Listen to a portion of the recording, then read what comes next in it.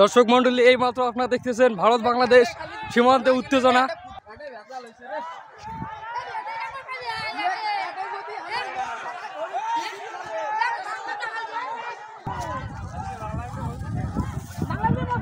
থমথমে পরিস্থিতি বাংলাদেশ ভারত সীমান্তে।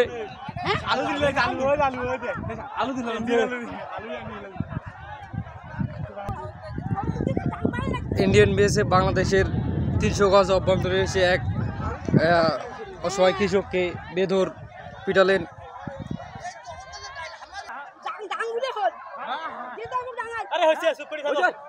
ইন্ডিয়ান বিএসএফ বাংলাদেশের 300 থেকে 400 গজ অভ্যন্তরে ভেতরে ঢুকে বাংলাদেশের পাবলিককে বেধর পিটানোর পর এইমাত্র আসলেন বাংলাদেশের বিজিবি।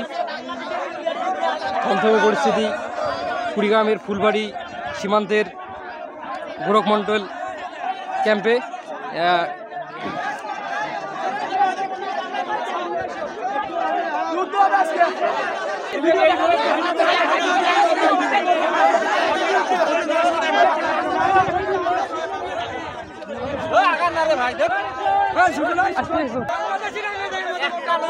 একটা বিজিবি থাকে, আপনাদের একটা লোক থাকে, আমরা কেমন করে কি করবে ভাই?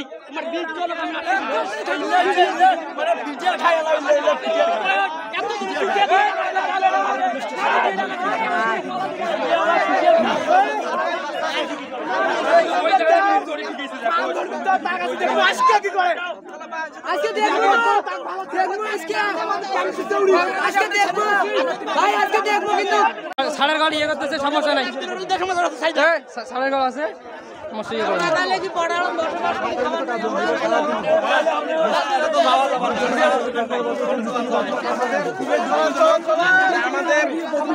আমাদের বিজেপি কি তারা দায়িত্ব পালন করে। ভাই আমার একটাই অনুরোধ,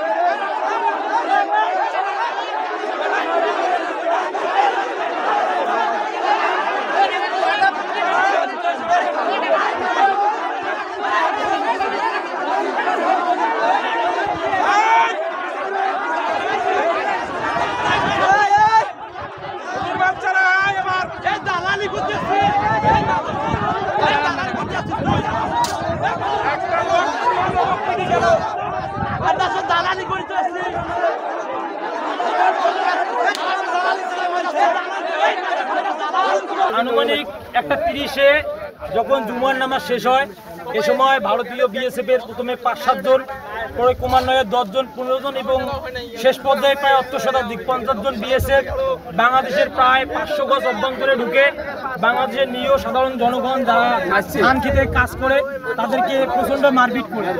মারপিটের এক পর্যায়ে মসজিদ থেকে যারা নামাজ পড়তে বের হয় এরকম প্রত্যক্ষদর্শীরা তারা সংগঠিত হয়ে ভারতীয় বিএসএফকে প্রতিবাদ করার চেষ্টা করে। প্রতিবাদ করার এক পর্যায়ে ভারতীয় বিএসএফ আরও তাদের টহল নিয়ে বাংলাদেশের অভ্যন্তরে প্রবেশ করে এবং একাধিক সাধারণ জনগণকে মারপিট করে। এই পুরো সংখ্যায় প্রায় 50-এর উপর ছিল। অস্ত্র শস্ত্র নিয়ে বাংলাদেশের প্রায় 500 গজ অভ্যন্তরে ঢুকে এবং একটি বাড়িতে ঢুকে মারপিট করে, খেতে যারা কাজ করে তাদেরকে মারপিট করে। এভাবে মারপিটের এক পর্যায়ে আমরা যারা এলাকার সাধারণ জনগণ আছি, আমাদের এখানে খবর গেলে আমরা সবাই সংগঠিত হই এবং এখানে এসে সীমান্তে আমরা অবস্থান কর্মসূচি পালন করি। একটা লোক যদি খালি একটা বিজিবি থাকে আপনারা